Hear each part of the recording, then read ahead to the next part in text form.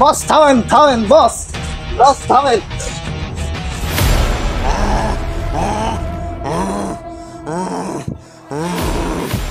সবার তো একটা দুটো কপ ছাড়ে দেন, আজকে 500টা কপ দিলেন কেন?